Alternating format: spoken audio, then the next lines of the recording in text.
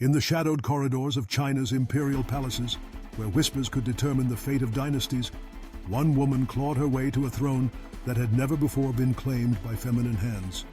Wu Zetian's journey from a 14-year-old concubine to the only female emperor in Chinese history is a saga of ambition, cunning, and brutal determination, a true story so shocking that even the hardened courtiers of ancient China trembled at her rise.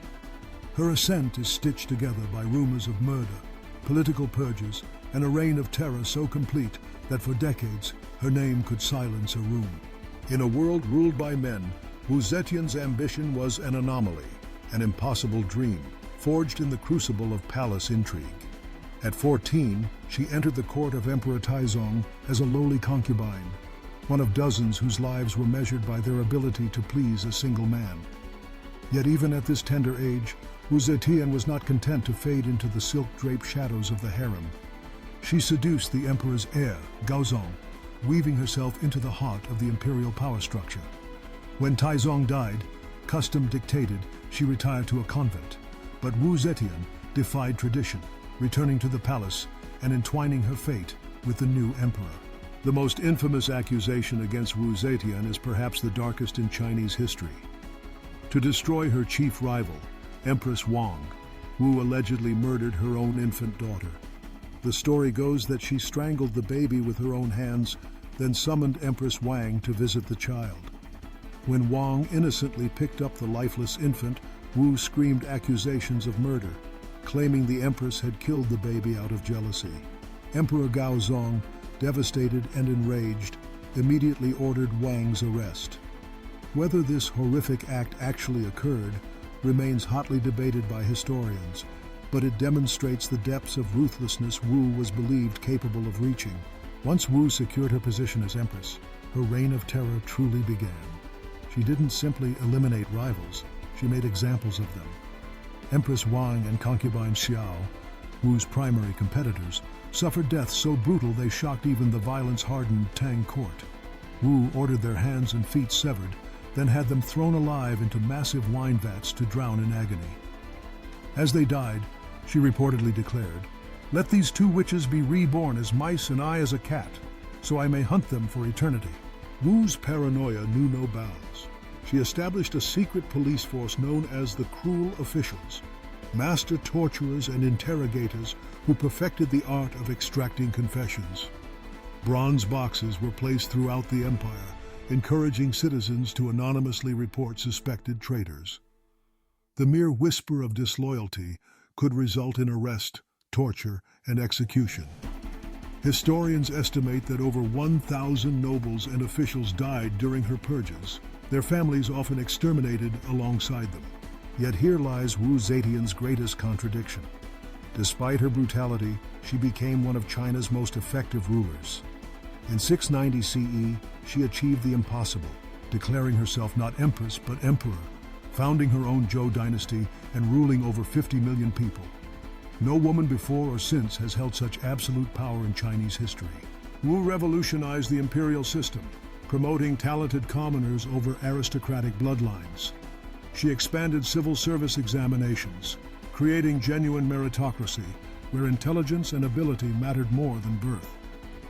Her military campaigns expanded Chinese territory to its largest extent in history, conquering Korean kingdoms and Central Asian territories. Trade flourished along the Silk Road, arts and literature bloomed, and the population grew under her stable administration. Wu's most chilling aspect was her willingness to destroy her own family for power. Historians believe she poisoned her eldest son, Li Hong, when he showed signs of opposing her rule. She exiled other sons who posed succession threats, effectively orphaning her own children in pursuit of absolute control. When her surviving sons finally attempted to reclaim their birthright, Wu crushed their rebellion without hesitation, proving that maternal love meant nothing compared to imperial power. Her later years brought new scandals that shocked even her hardened court. In her 70s, Wu became obsessed with two handsome young brothers, Zhang Yiji and Zhang Changzong, promoting them to high government positions despite their complete lack of qualifications. Their incompetence corrupted the administration Wu had spent decades perfecting, but her infatuation blinded her to the damage they caused.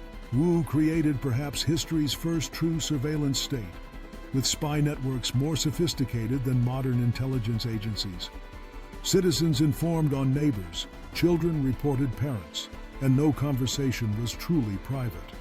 Her cruel officials developed torture techniques so effective that virtually anyone would confess to any crime under their ministrations.